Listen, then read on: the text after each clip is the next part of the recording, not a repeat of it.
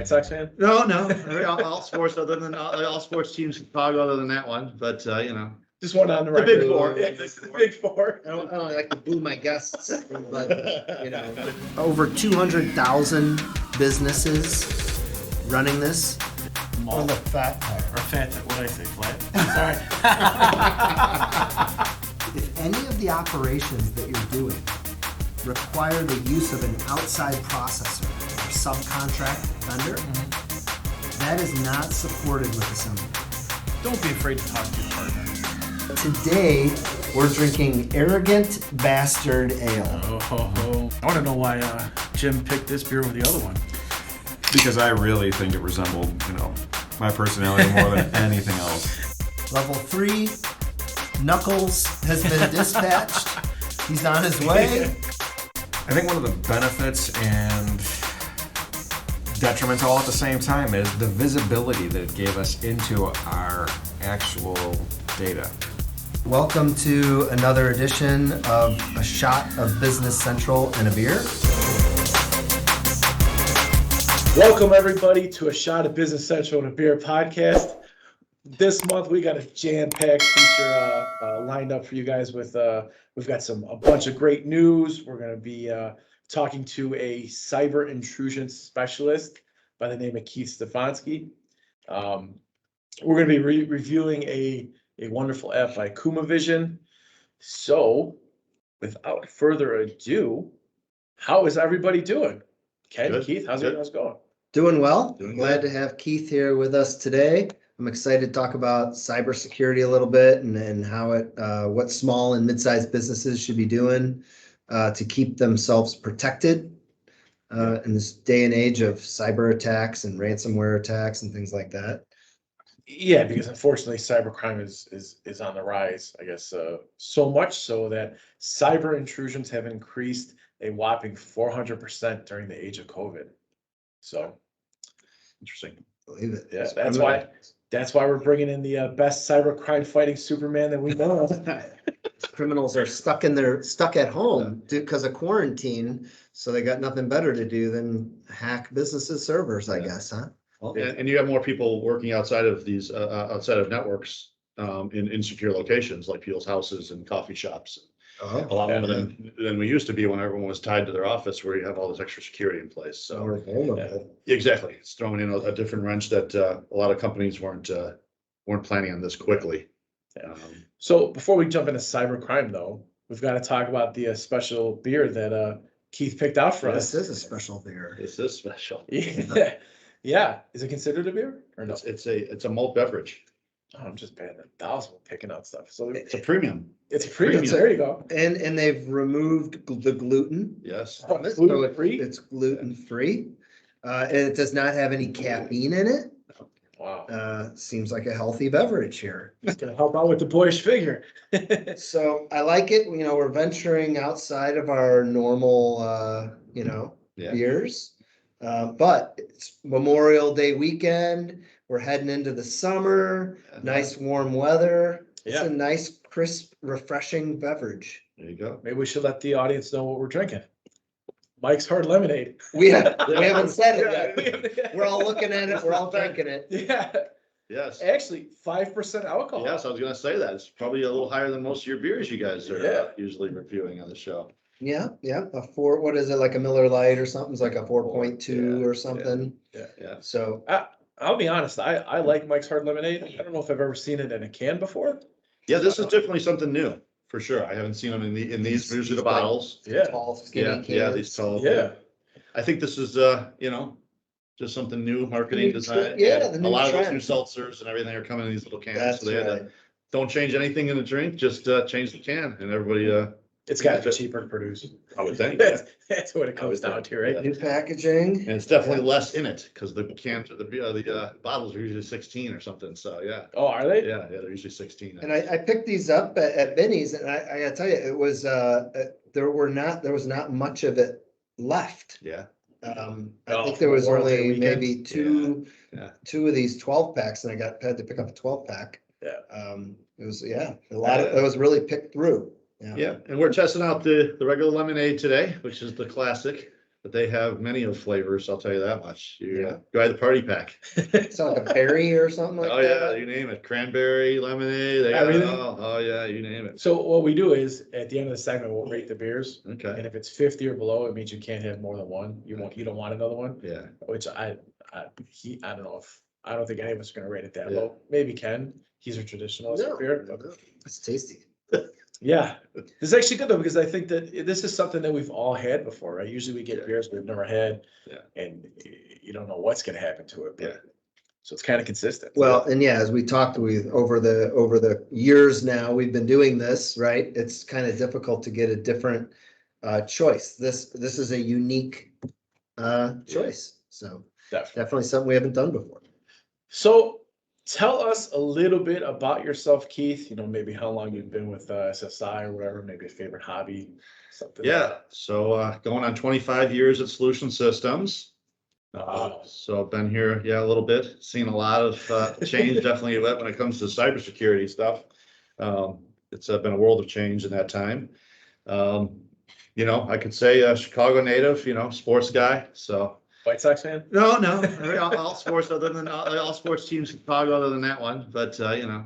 Just one on the The record. big four. Yeah, the big four. I don't like to boo my guests, but you know, The big four. The big four, you know, but you got those smaller market teams like the White Sox, you know, we gotta support still, but Having a good year though. yeah, they are. Hopefully they both will. So that'll be an interesting summer. So yeah, sports is a big thing. Definitely is one of my big hobbies. And So what's your current role at SSI? I am in charge of our IT division, IT infrastructure, Nice. you know, cloud services management team. so like over the years, 25 years, a long time, like you mentioned. How has the day-to-day changed in terms of like what things you're doing from 25 years ago to over the last couple of years? Wow. Yeah, it's night and day. Yeah, night and day difference. I mean, anybody that knows that's in the industry, you know, nothing stays the same very long. So you take that 25 years and the stuff you look back at, you know, no one's using, it's in the garbage. It's not even, you know, Yeah. systems weren't connected, interconnected nowhere near as much as now, right? I mean, the good and the bad are coming with this, right? I mean, we're all able to tie in together so much easier and grab data so much faster, but then that comes into the bad guys or somebody else being able to get to that data just as quick as you are, Yeah. and just accessible. So just different, same problems, you know, Just different. ways of different fighting the problems. things. Yeah, just happening at different times and different things. So there's many different types of cyber attacks going around the world right now. And one of them, ransomware, seems to be the worst kind, and it's basically on the top of everybody's mind because of what happened in the South with the pipeline and whatnot. So what exactly is a ransomware attack for people who don't know? I guess the first thing I would say is a ransomware attack is usually not just it isn't the actual attack. They're usually delivered through a different means, whether it be through a Trojan or some other kind of malware infection is what usually gets them into your system. And then the ransomware itself is pretty discreet in that it doesn't look to regular antiviruses and regular spyware scanners doesn't look like a threat because it's not. It's just a program out there. And then the thing is then those people are using that to then see what you have and where you are and what you're doing, and then being able to see at what point they can launch this attack once they have the credentials, once they have the information they need. So it's disguised well, and it could be sitting on Yes. your server, whatever it is, for a long For time. a good amount of time, for sure. It could be sitting out there and waiting till it got the proper permissions that it needed to be able to do a successful Wow. attack. So are there some where it's like a completely automated thing? So it's like an infection, it gets into the network and then it just starts doing a thing? Or are there some where it gets into your system and then there's like actually someone who's sitting somewhere doing Yes. stuff? Yeah, no, both. Yes, for sure. You know, we see with, you know, just to kind of throw it out there right off the top, you know, off of this is that these aren't tied to the big businesses that we were talking about, you know, the pipeline, they get in the news. Everybody out there, it's just is vulnerable to these types of attacks. And the differences is most of these big ones that are getting hit are what you were saying, a person they see an entry, they see a big fish, and they're going to go for it. Most small, medium businesses, there isn't that guy sitting there looking for XYZ customer, little company. Those are more on the automated side, where it gets in the network, starts seeing what's going on, and then maybe notifies somebody, and then they can start the ball rolling further. But yeah, most ones that we see are usually, 75% of them are probably an automated attack that then opens the door or alerts somebody that, hey, we see what's going on here. This is what we got, and you can do what you want with it. Yeah. So I think a lot of people, especially, obviously we talk about Business Central here, which means it's a lot of small, mid-sized companies. And I think a lot of people just naturally think like, well, look, I'm just a, $20 million manufacturer of widgets, kind of under the radar. No one's going to come after me. Right. But I don't think that's really the truth. Right. I mean, these are like automated things that are just looking for servers and computers to attack. Right? Correct. It could be anything from someone's home, and yeah, no, there's definitely no discrimination when it comes to this, if you want to say it that way. Yeah. It's open game. They don't care about how much money you make, how little you make, what you're selling, what you're not selling. So to them, it's like a numbers game, Yeah, right? it's a number, yeah, exactly what it is. The more they put out there, and then Exactly. eventually they just get something. Yeah. And Just like, it's very similar, and a lot of these come in with like these phishing and spoofing emails that's how a lot of these things get started, is you open the door with these things and hope you hit, you send out 1 million emails and hope you get one person to do something, and then it just spirals into the phishing emails, the spoof emails, I am absolutely terrified to click anything in an email anymore. Yeah. Even if it's from somebody that I know that's Yes. not somebody in the organization, even in the organization a little bit, but you get something from somebody that's outside the organization. I'm hovering over the links, making sure to see where it comes from, and Right. even then, if it's an attachment, Yeah, you start Still thinking twice. Yeah, no, Yeah. for sure. And that's, that we're gonna kind of get into a little later, but that's one of the big things, just like you said, even someone like you that knows a pretty good amount of what to look for in links and things like that. I mean, that's the biggest thing is, in which we'll get into, is, education is one of the things that is a real big piece of this. Yeah. You got somewhere you want me to go? Yeah, go ahead. All right. Well, recently, I know there was a Microsoft Exchange attack, and I know a lot of our customers and a lot of people around the world, use Microsoft Exchange. The attack was known as Hafnium. I think I'm saying that right. I'm not sure. So, But it affected a lot of nav users, Business Central users, and a lot of other people. Now, I've heard that in special cases, the FBI was granted permission to actually go into your database if you were attacked and try to clean up whatever they could. And I think I heard that they didn't even have to notify you of getting in there and cleaning it up. So it's kind of like a three-part question. The first is, have you heard about the attack? Do you know what it is? yes, for sure. For sure. All right. The second part is it true the FBI was granted access and they did not need to inform the actual owner? And then answer those. We'll get into the third part. Yeah, so it's a yes or no answer to that. Yeah. The FBI was granted a search warrant to be able to get into monitor systems for these known queries that they were seeing were the infections.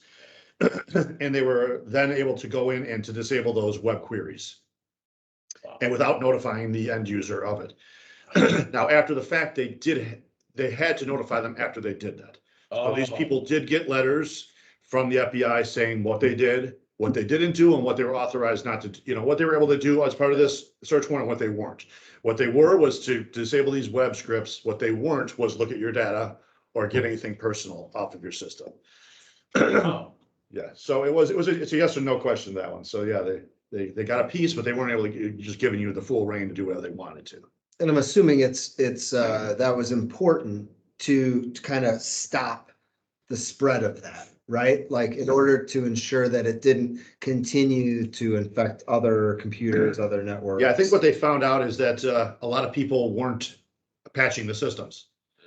They weren't taking these seriously, and so many of these systems they were determining were government or DOD, and they determined that okay, this is national security now. These are like companies that are doing work for the government, that aren't taking the, and fixing this stuff. And it became a national security thing that we got to do this if they're not, if the So end it could users have aren't. granted them access into the actual government database. Yes, yeah, or whatever they were basically working on for them, that, so that's why this was done. But it is a little scary. Yeah. So now, if your organization was breached and that you got the letter from the FBI saying that we went in there and we clean up and try to do whatever they want, is there still a need to reach out to like an IT professional such as yourself? Or is it possible the FBI clean everything up once you got the letter and you have to worry about nothing anymore, or what? For sure. Definitely should be reaching out. I think right in the letter, it tells you that they disabled the lowest end of these scripts and these web scripts and queries, and the rest of it's still out there. We've seen it personally on a couple of systems, and we had to get in there and do cleanup after the fact to get rid of all the rest of it that was under the hood that could have possibly started over again or opened up other doors to other things. So you should definitely, if you have any signs of it or received a letter, don't just assume it's cleaned up and you're good. Wow. Now, do you think all these cyber security attacks and ransomware threats, are they going to end soon? He was trying to hold back the smile. Yes, he was trying to hold that back. Yes, if we're on TV, we would be. No, they're not going away anytime soon, and it's not going to help anyone when they see that people are paying these things. So that's I guarantee everyone that's probably listening to this has had somebody that they know that's been affected by these. And one of the first things the government or any type of company is going to tell you is do not pay the ransom. Yeah. But unfortunately, in the instance of this, it's just they have no other options. And in this case, with the pipeline, it was the whole southeast of the country, shutting down, and so it was one of those things where I think a decision had to be made, and they decided to do it. But by the way, that's what we in the biz call a softball question. There you go. You threw it up there like a big beach ball. I like it. It's the biz. So ransomware would actually go away, right? If nobody paid the fine. Well, yeah, exactly. Yeah, It'd be gone. They wouldn't do it. Yeah, there's no positive. Yeah. That's what makes the ransom. Going back to kind of your original question on what's making ransomware is that it's the first time really in the history of computers where had your viruses and your spyware. Spyware was kind of advertising. Wanted to get things, pop-ups on your machine to kind of get you to buy things and do this and do that. And viruses were more just to disrupt your systems and make them kind of unusable. Now they're taking it personal. They don't care that your machine still continues running, but we're going to take your pictures. We're going to take your kids, life, your history that you have of your kids' pictures, or your company, you're going to take all your financial information, all your customer information, and we're going to take it from you. And now you got to pay for it to get it back. So they're hitting where it really hurts, where in the past that wasn't the case. You'd reload a machine and you get all your data and you back up your data and you reloaded your machine if you got that infected and just said, forget it, let's just wipe it. But you can't do that because you don't got your data. And that's. So now that you've thoroughly scared the shit out of me. What's worse? Yeah. What do people need to be doing to keep themselves safe, right? To keep themselves protected? What are some of the key things that people should be doing today before it's too late? All right, and they have to deal with this. Don't buy digital currencies. Yeah, it's a very fine line for sure. The easiest thing that a lot of people sometimes hear let's go back to just disconnect everything, so we're not all our systems aren't connected to anything, which just isn't the case. The internet's just impossible. Yes. Let's go offline and we'll be by ourselves and just run our stuff. Without going to that extreme, everything is tied together now. There's too much of that. So you basically got to look and make yourself the hardest one, right? I mean, they're going to go for the low hanging fruit. And they're going to look for, especially in these random attacks, with the targeted attacks is one thing. They're looking at business portfolio and looking how they can, what they could possibly get out of these big companies. But these random attacks on small, medium businesses, you got to make yourself as likely to not be vulnerable as possible. So make the other person be the one to get hit because you were 2 steps ahead. So by doing those types of things, it's a big thing right now is becoming popular with, all types of email and authentication in general is two-factor authentication. And the type of two-factor authentication you use is a big deal.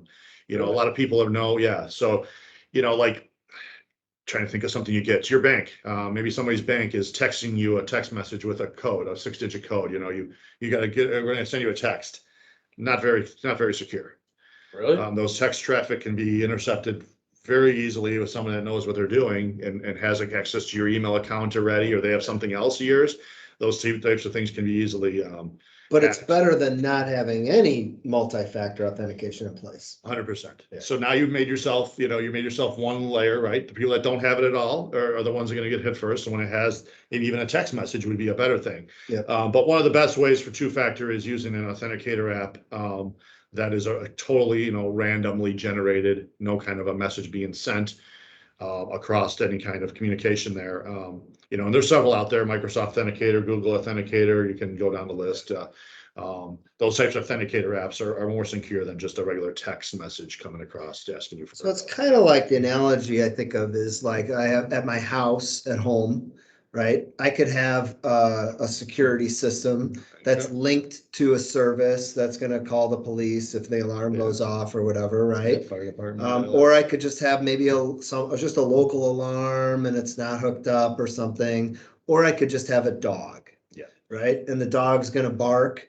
Right. So if there's someone who's coming to looking to rob a house, they're probably going to skip the house with the dog. Yeah. Because the dog's going to bark and make noise. Yeah. Why not just go to the next door neighbor's house who doesn't have a dog? Correct. Right. Perfect So analogy. Exactly. by having a multi-factor authentication system in place, that's kind of like the dog. Right? Exactly. Now there's various types of dogs or other types of alarm systems or things you can get. Yeah. Cameras, whatever. Oh, yeah. But having something in place. Exactly. Yeah. No, I mean, it can be something as simple as, this is kind of an old thing, but my dad is known to put up a sign that says he has a security system. But he doesn't. There you go. You put a stick in The front of your fake house cameras that says too. it's protected by ADT or whatever it is, but you don't have one. Right. But if I'm the bad guy, right? Why not go next door where they don't have the sticker? Correct. So that's the exact theology. You want to kind of push them to the person that isn't doing it. You don't want to be that person. So you want to be a step ahead. So two-factor authentication, password policies in general. I'm not sure where things are going to go in the next, that's a very interesting thing to me is passwords just are inherently not secure. It's just, I don't know where this is all going to go in the future. I don't think it's thumbprint. I don't know about the retina, but something else is going to change with this where passwords just aren't going to be the thing. But right now that is still our best case. So making them, randomly changing those on a regular basis, making them, I think a lot of security firms have determined that it's not the complexity as much anymore as the length. Right. So length is, 13 versus a highly complex 6-character one. The 13 characters, they'd rather have you use all letters. Just because of the automation. The more random because it's automatically searching. So the more numbers and more characters you have is the biggest thing there. It's killing me though. Yeah, no, it's killing me. It's when I very tough. put in like my Netflix password on the television or something. Oh yeah, It's like 15 characters. Like, oh my God. Without a keyboard or anything. No, I get it. So that's why I think this stuff is going to have to change at some point. Passwords are going to go away and something else you have to replace it. But what's going to be that next big thing, I guess, is what everybody's got. Well, and I think it's interesting. Passwords. It used to be like years ago, right? Your password. You were always like told, okay, don't write it down and, don't leave it on a sticky note on your computer, right? Because you were worried about other people around you physically taking your password, right? Yeah. But now, okay, you have to change your password every 6 weeks or every 2 months or whatever it is. And it gets hard to keep track of those passwords. For sure. So you have, I have to write that down. No, I have to keep a note of what my password is. But the thing is, I'm not really worried about people physically around me using my passwords. I'm worried about these cyber criminals from overseas or wherever they are hacking in, That's right? that's a major difference. So you're asking me what changed in the last 25, years I've been here. That would have been something 25 years ago. I'd say, don't put it in that notebook next to your computer. Now that's maybe one of the safer It's places. safer, But right? that notebook can't be scanned. It can't be hacked. Yeah. Now if you lose it, that's one thing, but someone's got to be able to trace it back to you. But yeah, no, that's what's making it tough. The longer these are, it's harder for people to remember a 15-character password when you're changing it every 45 days. Yeah. So people are most willing to write it down or invest in a password app, or something to that effect. Are those garbage too then? No, they're good, but you're putting in, your whole life's all your passwords Yeah. into one app with one password that And could somebody possibly has get that hacked. information. Yeah, so now so no, there's very legitimate password applications out there for managing those types of things. There's whole services out there that you can pay for managing passwords. But that's why I think, in the future that, if we're going to say where things are going to go in 5 years, I kind of hope. And let me give you an example here. So to your point of the length of passwords and the types of characters, I'm looking at a chart right here. And it talks about how quick, if you have a password type breaker, it will take, if you have a 10 character lowercase letter password, it could be 58 minutes. Something could break it, right? If you have 10 characters, but upper and lowercase letters, it's 1 month. Okay. If you have upper lowercase letters and a symbol, it's 5 years. Wow. When you go to upper and lowercase letters and symbols and you increase it to 12 characters, 34,000 years. Oh, I'm money. Okay, so that extra character is like exponential. Yeah.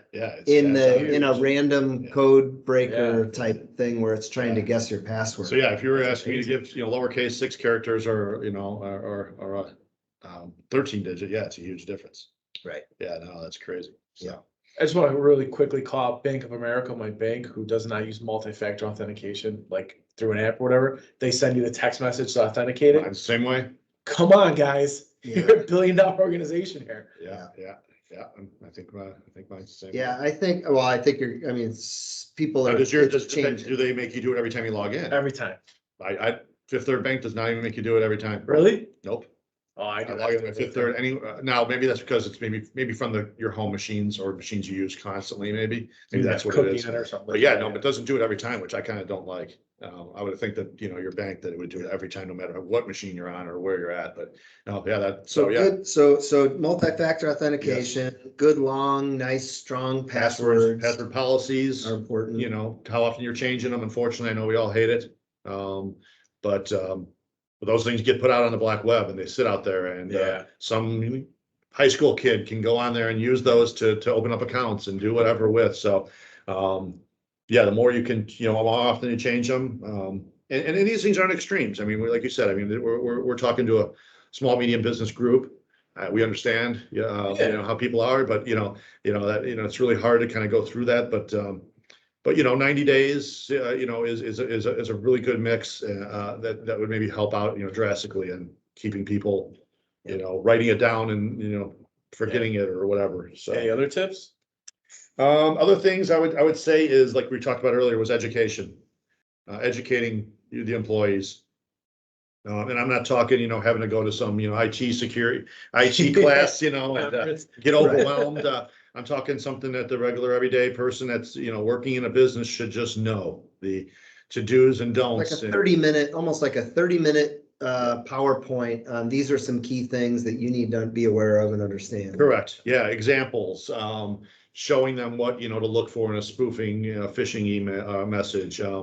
You get that message, putting in policies, educate, the company putting in policies that, hey, our accounts, receivable, we get our accounts payable department gets a request for changing an account number for automatic payments for ACH. We place a phone call.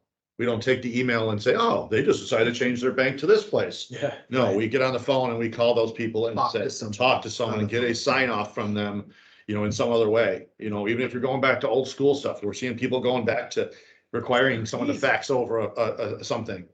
Yeah. showing that it's, that we're doing it. But again, it's a multi-factor. Yes. Yeah. Confirmation, Exactly. right? Don't just take one request and run with it. Try to get a second approval Yeah, or second authorization or confirmation. Yeah, because that will usually open up a conversation and multiple people then, no, we never did that, this type of things. No, I don't think that's right. Or, we're not changing a bank. And next thing you know, you get, this thing, because these people are very smart. And especially when it comes to email campaigning, where they will watch your emails and see who you're emailing and vendors and customers that you're emailing on a regular basis, to the point where they'll be able to create invoice numbers and be able to go back to the person and say, hey, remember invoice number this and this, we're you haven't paid it yet.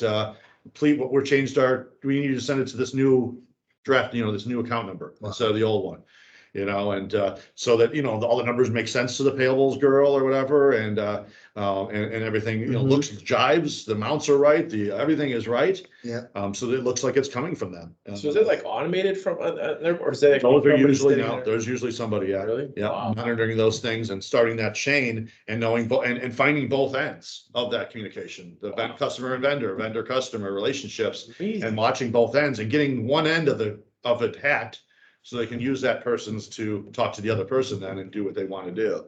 So those are very, and that's why your password for your email, something as simple as that gets out there. They can start things, and then those, right, even internally, that if they get a hold of yours and you're emailing me, it's an internal email. I think it's you. Yeah. So it's a lot less of that second thought where you do when Yeah, you see it just when look somebody at it, outside. yeah. Yeah, it's just, you just kind of take it. Trust it. It is. So those are definitely the education and company policies are very important. And some of the, very inexpensive and very easily to implement without costing a lot of money and a lot of overhead, just putting a policy in place that, we hire a new person, these are the policies we go through when they get hired, those types of It's things. almost like you're, I mean, it's education, and that you're showing people, these are the types of things that are out there, and these are the things some key things that you need to be aware of and be on the lookout for. But I think that also helps to explain to people why you have some of the precautions you have in place. Exactly. Like why you change your passwords, why you have to have multi-factor authentication and stuff. So they understand Yeah. that it's not just because Keith, the IT guy, is a pain in the butt. Exactly. No, that's exactly it. No, it shows them why we're doing what we're doing, why they can't, why can't I just put my home computer on the network when I come in and listen to music, through the company network? No, you can't do that. Right. We don't know what's on your home computer, who's, Yeah. what your kid's been doing on your home computer that you Yeah. brought in. So yeah, no, it definitely lets them kind of a little bit more knowledge that we're not just doing it to be the bad guys. That's funny. I went about a year or two ago doing went to the bank, I don't know, it was a refinance or something. And they had asked for all these documents, So I put them on a USB drive, and I took it to the bank, and I was meeting with the guy, and I go, everything you need's right on here. And he looked at me, he goes, yeah, I can't plug that into my computer. Who do you think you are? Right? I totally Double understood. stuff. But it never crossed my mind as Yeah. I'm just like, hey, I'm gonna make this really convenient Yeah, for you're the trying to for the help 'em out. bank Yeah. and just give them all this stuff on this USB drive. But he kind of looked at me like, yeah, not a chance, not gonna happen. Yeah. Oh, Well, he knew what he was doing then. Yeah, Okay, right. it's- And this was A while ago, yeah. quite a while Yeah, ago. that's and we're seeing that, this stuff is already in place in most large businesses, right? And it's still things are occurring to them. So the small businesses usually don't have any of this stuff in place, so, an education program and this isn't this is something that unfortunately is something that we're all gonna be living with for the foreseeable future, like we just said, jokingly, this ransomware going away.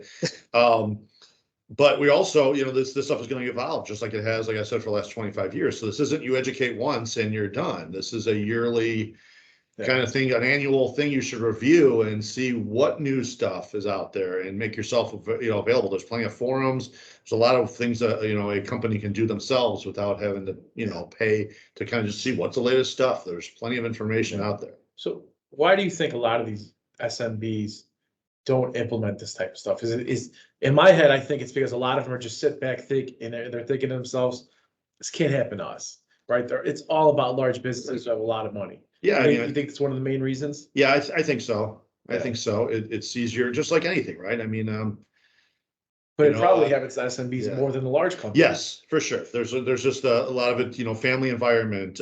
We know everybody that works here, those types of mentality. We've been doing it for 100 years this way and it's always worked. But then they don't think of all the things that have changed in the last 100 years that's, making them more productive. Yeah. Because of the computers. You have the internet now. You have the internet now. You're doing billing you're doing, 20 times more volume with the same amount of people. How do you do that? Well, it's because these computer systems are in place so now we got to protect them. And, and you're accepting things electronically. You don't have the people going and doing all the paperwork of scanning checks and, it's all, all this stuff that's automated. It's all this great stuff, right? That's how this all got here, right? We didn't just do this to create these, right? It was all because of making things more productive, making things easier. Yeah. Getting more things out of the computers and making it life on people easier. But then unfortunately, people use that to the bad people took it and always is, right? Yeah. So let's say we tried our best. We put all these things in place, but Bob over in accounting was just having a bad day, and he clicked on that link, and it had introduced a virus, and he thought his Viagra order was in, right? He right. track his Bob told. He had the tracking number for Viagra. And now we were hit, and now our data is corrupted, right? So what about backups? That's it. No, that's the, I guess, last thing of protection, last frontier, you want to call it, however you want to say it, of protection for your network. If all these other fail safes, don't work, having backup is your last thing. They can't take those from you, especially if they're secured backups. A backup on a USB thumb drive that's still in the server overnight, that's been sitting in there for 30 days, probably not a good backup, because they can encrypt that. They can do stuff to that backup as well. Now, a backup that's going off to a secure location like, Microsoft Cloud, Azure backup, things like that, where there's encryption in place and you got to have proper keys in order to get that data out of the system. They're not going to be able to get up to there to encrypt your backups.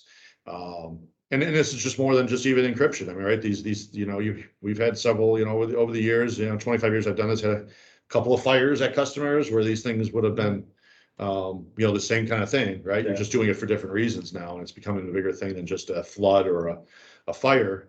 You're doing this for these virtual people that can just get in from anywhere at any time.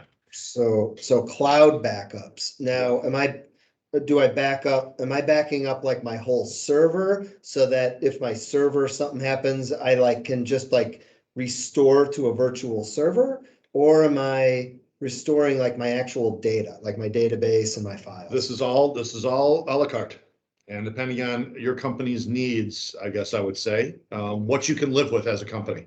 Maybe the 100 user, $200 million company would say that, we have to have backup in 4 hours response. We got to be back up. Our system has to be back up. Now they would need a higher, yes, they would want a disaster recovery in the cloud sitting there that could be spun up as soon as that network went down, that we could have them back up. Now, maybe you have mom and pop 5 user company, a couple 100 gig of data, says, we're probably good, as long as we know we have our data, we're probably good to be able to say, let's maybe back up only weekly to the cloud, and maybe we only back up our data, the stuff we can't recreate. We can install a new program, a QuickBooks or Nav or whatever it may be that they're running as a small business, but they can't get that data back. And so there's definitely different ways you can do this depending on your needs and your financial. And obviously it's for Microsoft Azure backup, it's all based on that volume of data and the frequency of your backups, right? Correct. So just to make clear. So if a smaller company and I'm just backing up my ERP database and maybe a shared network drive up to a cloud, that's obviously going to cost me much less per month. Correct. Than say a full disaster recovery plan where I can just within a couple hours have some servers fully up and operational. Correct. Yeah, right? That's why this is definitely not. There's no cookie cutter price or option you can give, because everybody's going to be different, and it doesn't always go off of how big customer company is by employees or how big their data is. It may just is a personal thing. Some people would maybe take it a lot more seriously and want to be able to. No, we can't. I don't care how big. So it's really a personal thing, and a company has to set those expectations. And we gotta be able to tell them that as well. So, hey, just because we have these doesn't mean that you're going back to yesterday or an hour ago. No, you got these, and at this price, you're gonna be back to maybe last week. But was last Saturday a big deal compared to ever if you didn't have anything? Yeah. So that's where you gotta weigh that cost and say, okay, yeah, no, we could make up a week's work, we make a week's of data. Yeah. Not a big deal. There's one trend that I've definitely seen, and that's this, of all of the companies I've seen where they have gotten, they're victimized by one of these types of attacks. In almost every single case, they didn't have any or many procedures or protocols in place up front.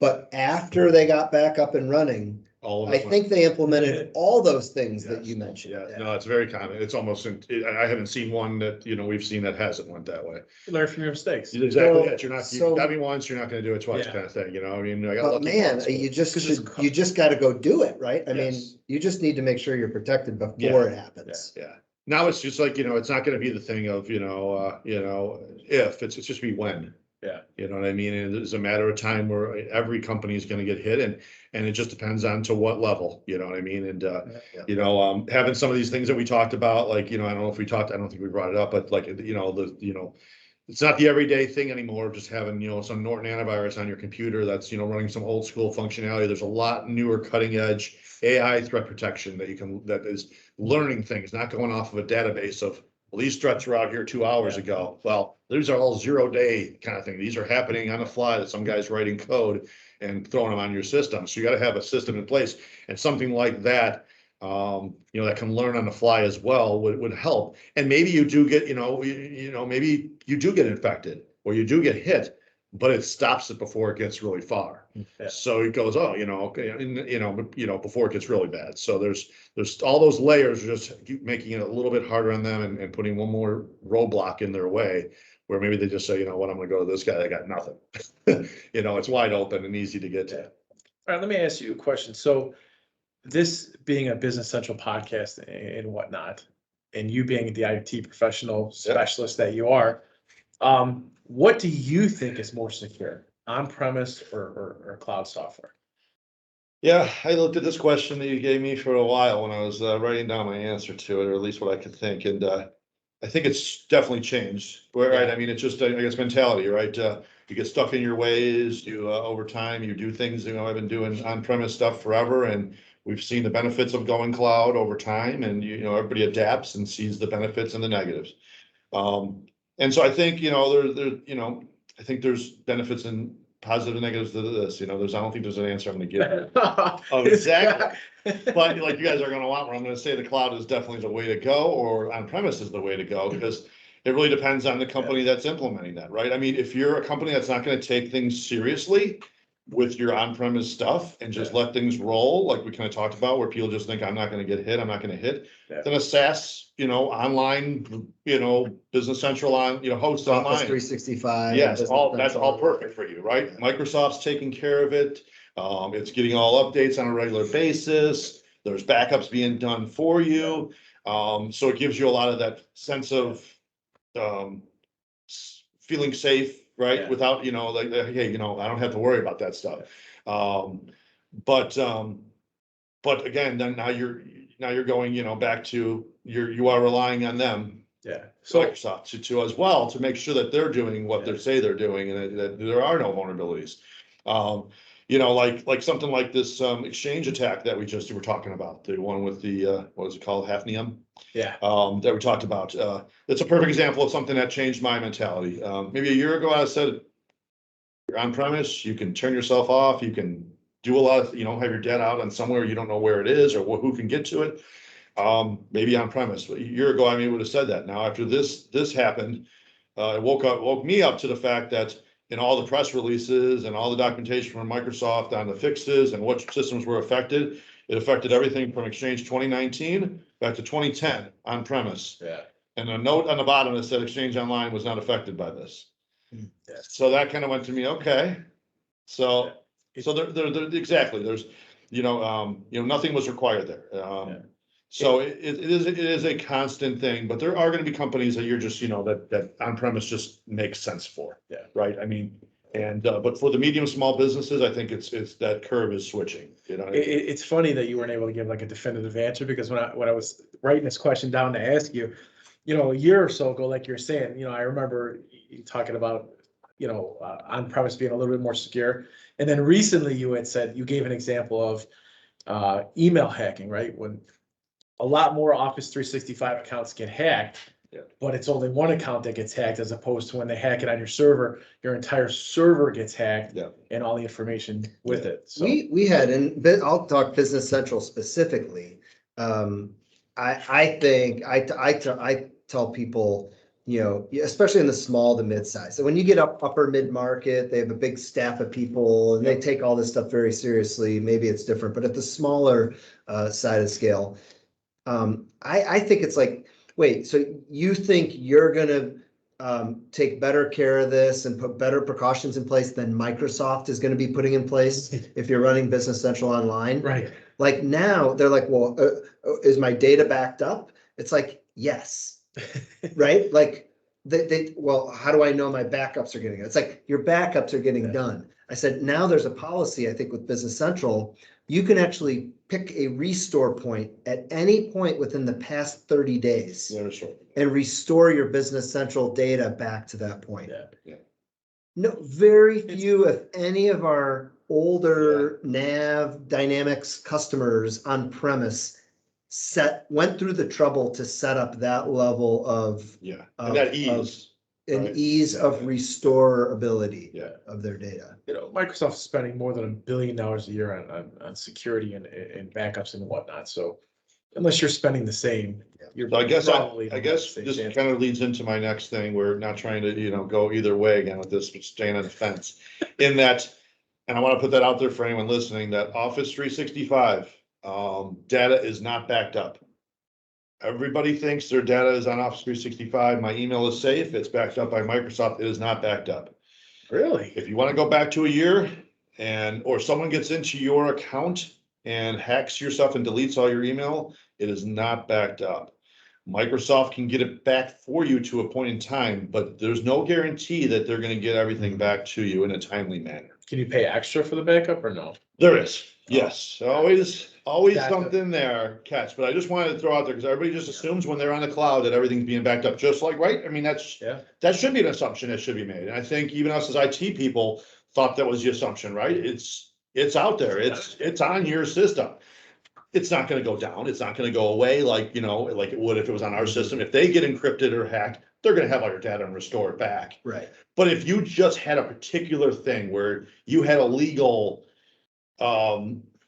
lawsuit that you had to go back and find some emails that you deleted or got rid of 5 years ago, that is not gonna be. Oh, see, I wouldn't assume that they did back that up. Yeah, so I just wanted to throw that out there for people, because that's something that a lot of times people just say, well, it's on the cloud, it's gotta be hosted, it's gotta be backed up. It's backed up. I would assume. But it's not for auditing, not for historical backups where you can go back and find Right. things from several years ago. Yeah. And there are things out there, because we were having a lot more companies because, right, I mean, how much business being done over the phone anymore where you could record a conversation compared to email? Right? I mean, I'm signing off on a $100,000 deal. I'm sending you an email back and authorizing it with a PO, right? Or PO number maybe. Yeah. But, so it's all through this communication. So if something goes awry and any of those communications, right?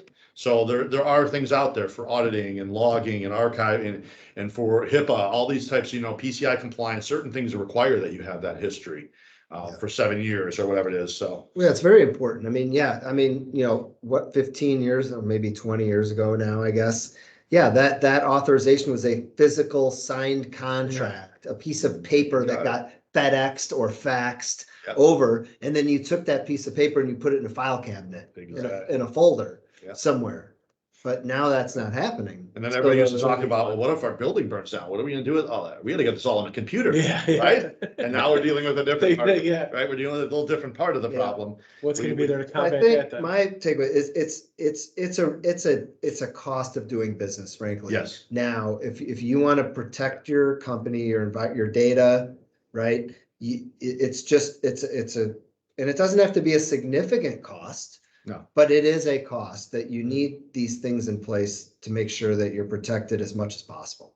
And Microsoft is seeing their shortcomings in certain areas, and they're making those things available to people at a better, those regular security features available. In the past, those were additional add-ons, so nobody did it, right? They just, well, with the gaming's got to be good enough, right?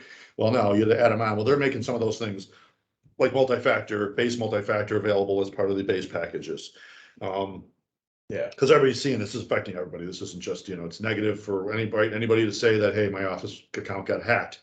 It doesn't look good on Microsoft or anything like that. So they want to try to eliminate these things and put these things in place as well. So, yeah, it's a very fine line. All right. All right, so before we wrap this up real quick, we're gonna do the 5-question speed round segment. Usually it's 5 questions, but Keith, since you're special, it's 7 questions. We're gonna blast through it real fast. Yes or no questions. If Yes, it's a yes or yes or no answer, you get blasted. Come on, Yeah. I wrote down Lily. Yes or no? All right, Yes or let's go, no? let's go. Everybody knows the rules. Yes or All right, no? well, have you said it straight? Because I had ones I had add-ons. So, all right, let's do it. The assumption with this is crazy. All right, number 1, do you see a future where artificial intelligence will be able to block cyber threats? Yes. Number 2, will the Chicago Bears have a win-loss record better than 8-8? Yes. Number 3, are you a certified Sonic Wall security administrator? Yes. Number 4, can having cybersecurity measures in place bring down your insurance rates? Yes. Ooh. Number 5, will the greatest team ever, the Chicago Cubs, make the playoffs this season? Yes. Number 6, in your opinion, are organizations doing enough to secure themselves from cybersecurity attacks? No. And last but definitely not least, number 7, should every organization implement cybersecurity protection at the gateway level? Yes. All right. All right, there you have it. Well, stay tuned. We'll talk about Kumavision in our next app segment. So, Keith, thanks a lot for joining us. We truly appreciate it. Keith. Thank I you for enjoyed having my Mike's Hard Lemonade. Yes. Very It refreshing. is history, and Yeah. I'll go grab another one shortly. Thank you, guys. Appreciate it. It's All fun. right. Talk to everybody later.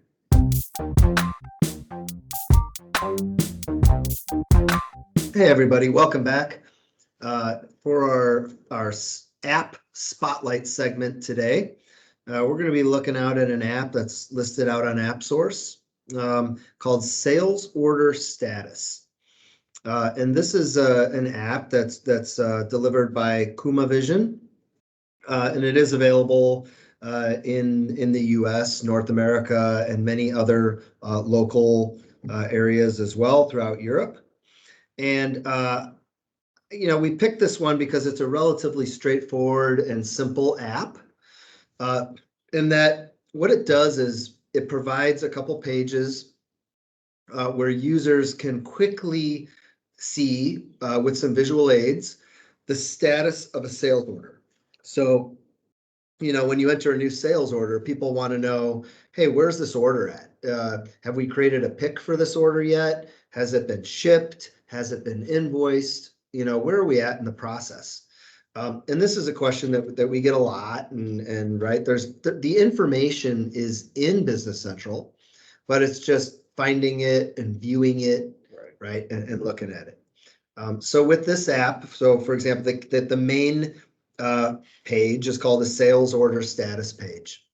And what this does is it gives you a list of all of the sales orders that are outstanding, which customer is it for, when was the last time the status has been updated, and then there's some visual indicators, and you can actually pick. There's for example, like a green check mark to show that something's been completed, a yellow thing to say that something's partially been completed, or red saying that no, this has not been completed yet. So I can look at this list of sales orders, and someone asks me for an order number. I can search on the order, and I can see, okay, we have available inventory for it. Maybe a pick has been created, but it has not been shipped and invoiced yet. Now, do you think an app like this is more popular today than it would have been, let's say 5, 6, 7 years ago, because of the people who purchase things or businesses who purchase things, and there's that the option of having multiple things on a purchase order go to different places when it's shipped out or whatever? Do you think that that No. created more of a need for this app than it would have been 5 years ago, or is this something that's? I think the need for it has always been there. And probably will continue to be there. I think what people do, what they've historically done is either they just get trained in how to open up the order and review the records to see where it's at, right? And have to maybe navigate through a couple pages to go see the status of a pick or a warehouse shipment or something. Or they've custom created a report. Maybe it's an Excel, or maybe it's a NAV or Business Central report that they could create called a sales order status report that gives them that visibility. But why I think this is maybe more useful now is because with Business Central Online, I go to AppSource, I can install the free trial of it, I can see it working in my environment. Yeah. If I don't like it, I uninstall it. Yeah. If I like it, I then sign up and I pay for a subscription. And I don't know exact number off the top of my head. It's let's say a few $100s a year per company that you're going to use this at. So that's kind of how it's priced. Yeah, relatively cheap. Yeah, You know, right. nothing too crazy. Compared to building this on your own. Yeah, Absolutely. I mean, You it's can come close. yeah. Kumavision has given it a lot of functionality within. You can change the different icons for what you want if you want to kind of spruce it up a little bit to fit your branding and whatnot. Yeah.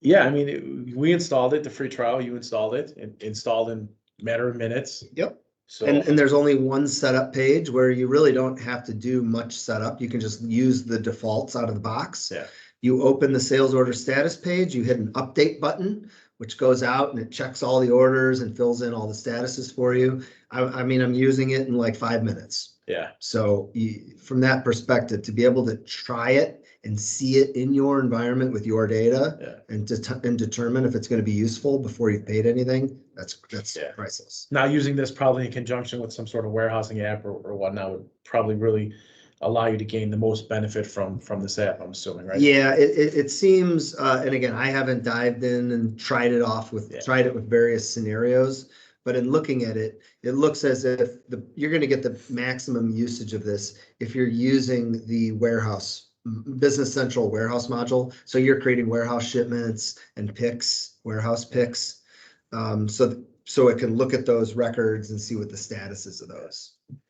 Yeah, so all in all, for a few $100 a year, definitely feature packed and Yeah. easy to install. And And it looks great. And one of the things I like about this is that it is it's a relatively small feature that's very impactful. And I think this is kind of where apps really there's a lot of promise for these, Yeah, right? There are apps that are out there that are like entire modules, Yeah. like for example, like a rental system Right. or a vertical solution or whatever. But there's also a lot of apps out there, and I think more and more in the future that are just like a small one feature, Mhm. or maybe it's one report. It doesn't have to be, some huge elaborate thing. right. If it's priced right, a relatively low price point, and you can install it and start using it immediately, I think there's a lot of room for growth. There's 1,500 Over 1,500. apps now out on AppSource. I think, if this type of trend continues where you see these great small features like this that are deployed as apps and made available, you could see 5,000 to 10,000 Yeah. apps. Yeah, whether you're solving a small problem or a big problem, you're still solving a problem that somebody might have. So, Right. Put the app out there if it's going to solve that problem for somebody. Yep. You might even make some money off it. Yeah. So high marks, check it out. Definitely, we'll put a link to it in the show notes. So.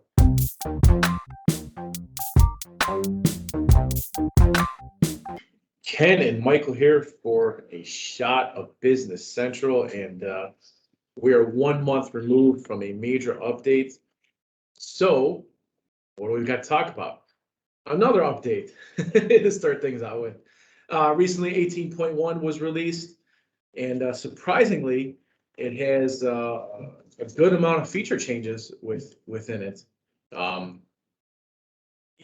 Just to roll down real quick, there's support for company names, international characters, and we'll talk more about, some of these later. There's support for authenticating of an SMTP connection using OAuth 2.0, and on and on and on. But so the first one, like I mentioned, was the support for company names with international characters. And my take on this is that really there was 2 updates released within this feature. The first update was the support for company names with international characters, which basically allows you to receive and update data, from Business Central records where it has like a specific or special characters in it. Yeah. That's non-English, I guess is what they're calling it. And the second update was called Better Handling of Flow Fields. And that really all that does is fixes the issue that happened when you tried to edit multiple rows in a list that included full flow fields in Excel. I know nothing really of flow fields. Maybe you do. I don't. Yeah. I don't use them too much. Yeah, flow fields. So when people say a flow field, a good example of a flow field is if you look at a customer record and you see their balance that they owe you, that number, right, is not actually stored directly on the customer record. Instead, it's a calculated value that looks at all the customer's receivables entries, and it sums them all up and says, okay, here's all the remaining amounts due on all these entries. Here's your balance. So this update just improved some edit in Excel features relative to if you had a list with a lot of flow fields on it. I think how that worked. Yeah. So Gotcha. Next up, support authentication of SMTP connection using OAuth 2.0. This is really just Business Central keeping up with the digital Joneses, because OAuth 3.0, right, is the standard for authentication now. Yeah. Yeah, it's just, yeah, right. It gets, connecting and authenticating using a secure method and making sure it's all compatible, right, and working and fully functioning. Yeah. Then they also added a couple one telemetry, so it's called extension lifecycle telemetry, includes signal from dependent extensions. According to Microsoft, the Business Central server will emit telemetry about extension lifecycle events such as successful or failed installations for dependent extensions. I don't really nerd out too much on the Business Central telemetry, so I don't get too excited about this yet. But yeah, some people do. Really, I mean, when you hear people say the word telemetry in regards to Business Central and updates and activities, it's really providing data behind the scenes to allow Microsoft to either maybe troubleshoot an issue or even analyze that data in order to improve the product.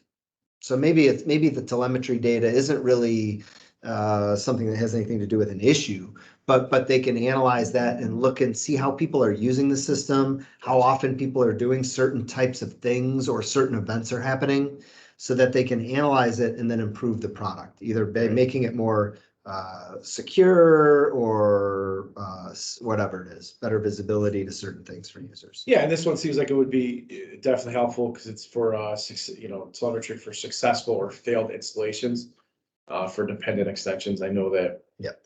It's top of mind for a lot of people. And better troubleshooting. Yep. Exactly. All right, next up is edit active prices and prices overview and implement price changes using price worksheet.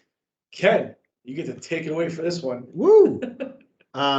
Yeah, so this has been a big topic of conversation here recently, and that is that there have been some pretty significant changes to pricing and how sales prices for customers, if you have pricing tables, how those tables can be updated and managed and maintained.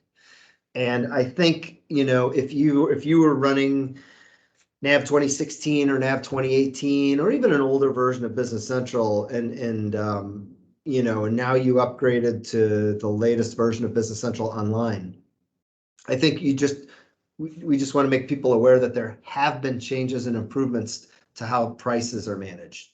I think for now, that's probably going deep enough on it. Gotcha. But it is one of the areas where, if you're not paying close attention, you assume, oh, well, yeah, I know how pricing works and I know how it's worked for years. No, take another look and look at some of the last couple releases, especially this last release now, and some of the changes and improvements that they've added and how easily you can maintain pricing. Yeah, we'll put a link in the show notes to a Microsoft page where Microsoft basically does a deep dive on this and provides us with a lot of information. All right, next up, I believe this is the last feature update, and it's will probably be a popular update among people. It is send documents as emails with any attached files automatically added as email attachments. So Business Central documents such as orders or invoices can include attached files that are related to the process. With this update, when you send an email based on a document, the attached files can be included finally in the email. This is going to improve efficiency and make the process of sharing, related information a lot smoother. Yep. Yeah. Pretty self-explanatory, I guess. Yeah, I think so. I think, what people have come to expect now is that if I've created a purchase order and I want to send that to my vendor, I can just click a button. Yep. And it will send a copy of that PO to the vendor. Yeah. Right? That's kind of like the basic expectation, Yeah. right, for what people want to do. There are some other features where you can actually assign a specific purchase order document template to that specific vendor. Yeah. And now when you hit email, because you want to send that purchase order to your vendor, or maybe you want to send a sales quote to a customer or an invoice to a customer, right? Any document, the bar is being raised, right? Well, I also want to embed a standard template in the email. So the body of the email has a standardized template. That's now available. You can go in your document layouts, you can create a custom email body. And you also, in addition to attaching the document itself as a PDF to the email, you can go and you can attach additional files. So maybe, for example, if you're sending a quote to a customer, maybe you also want to send a terms and conditions document or a catalog or a pricing worksheet or something else with it, right? A flyer or a promotional document or something. So now you can add those additional type documents to an email when you're sending that out to the customer. Yeah, I mean, with the technology or how fast the technology is evolving with Microsoft and all the integrations and whatnot, frankly, I guess I'm a little bit shocked that it took this long for this feature to come to the forefront. Yeah. But, I don't know the back end as well as the engineers do. So it's interesting. It's like some of these things, like some of the things it gets really gray in terms of what features were there already. What are the new features? What are the added capabilities? Yeah. Right? Like you could in version 17, you could go manually attach an additional file to a document, right? But I just want to present overall, these are the things that you can do because people who may not have taken a look at it too closely, don't even know that, you can, direct who you want to send the email to, what the subject line says and what the body of the email says. And I think that's huge because if you have a whole bunch of users who are sending out documents via email, that becomes one of the primary ways that you're communicating with your customers.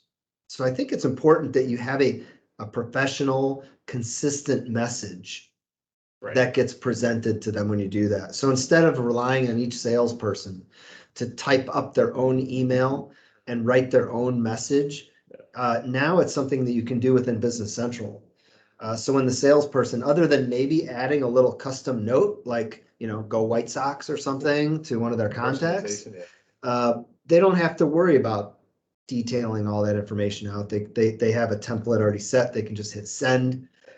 Again, presenting a better image of your company and also clear messaging. Just a quicker, more efficient way to do things. All right, did I miss any of the new feature updates or did I get them all? No, I think you got them all. And I guess, one thing I just want to kind of point out that version 18.1 is all these new features and these have been deployed in May. Yep. So they're already out there. And officially, right, this is still 2021 wave one, right? Most of the things came out in April, but if you go out and you look at the release notes for 2021 wave one, you will see that there are certain features that Microsoft has scheduled for, most of them are April, but some of them were May, and I think there's even a few that are September. over the next few months. Yeah. Right. So there are still a few more new features that are going to be coming out before here comes version 19 in October, right? Yeah. Before that gets here, we'll continue to have some new features and we'll try to keep you up to date on them. Somewhere along the line, though, one of these, new big updates can't be as feature packed as all the others, right? They got to plateau somewhere along the line. You would think. One would think, but so far they'd be proving you wrong. They are big time. So speaking of updates and all that, came across this cool little chart on the Microsoft website that I've never seen before, and it's actually telling us when the next two updates will be. So first availability of 18.2 will be June 4th, 2021. The last update date for that will be June 11th, 2021. And then 18.3 will be July 2nd, right before the long weekend. And the last update will be July 9th. So write it down. We'll put it in the show notes, but be prepared. What else we got here for notes? Yeah, one of the things as we're talking about updates here that I wanted to mention as part of our shot segment is just the fact that, so if you're running Business Central online, right, that Microsoft they can notify you, hey, a release, an update is coming up, or they'll notify you if an update has been applied, or they'll notify you if an update has been attempted and for some reason there was an issue with it, maybe because of an extension or an app that you had. But one of the things that we saw in this recent deployment of version 18 is that some environments, users ran into security issues. And mainly this centered around organizations that had created custom permission sets for their users. So maybe they took away some of the standard permission sets and gave them some custom permission sets. And what happened was, this new major release came out. It added some new features and report access or pages or code unit access or whatever to these roles that the users didn't have.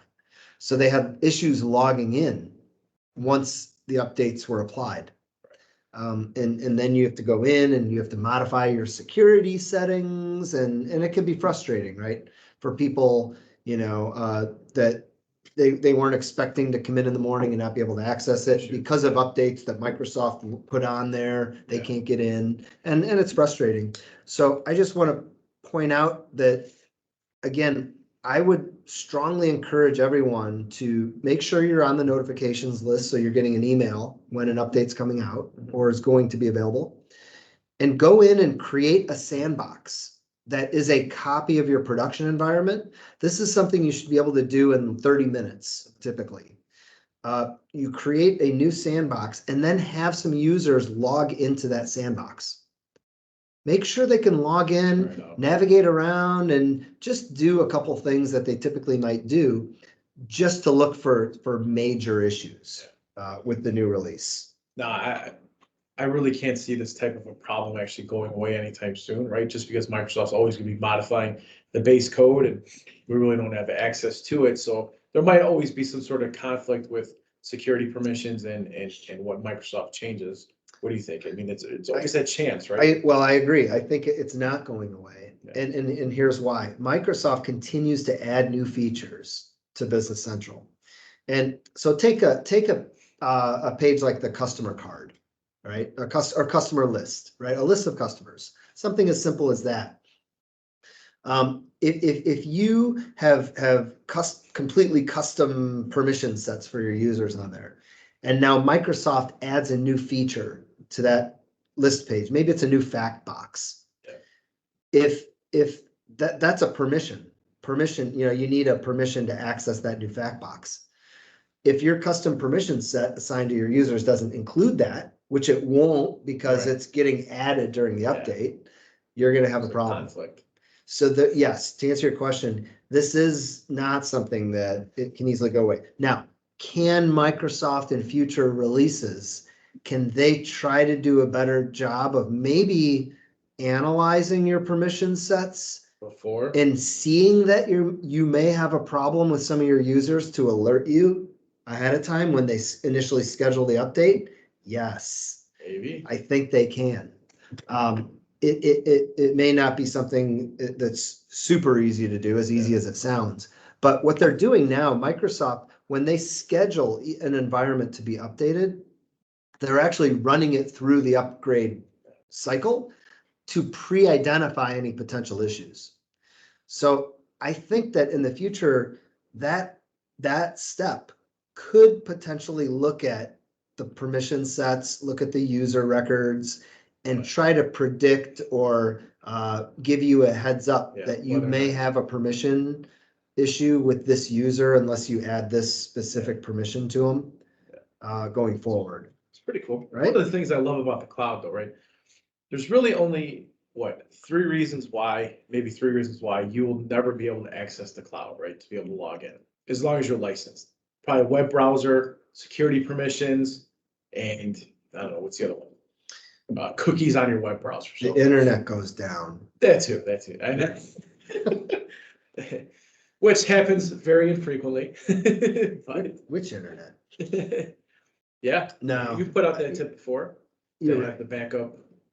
Provider, Yeah. Yeah, no, you're right. Yeah, no, these are things that, there are, look, the ability to get all of the access to all of these features and new functionality every 6 months without having to do anything is an unbelievable benefit to companies. Yeah. So in my humble opinion, it should be something that each company should be able to spend a little bit of time doing once every 6 months. Go create a new sandbox, send the link to that sandbox to your users, make sure they can connect. Right.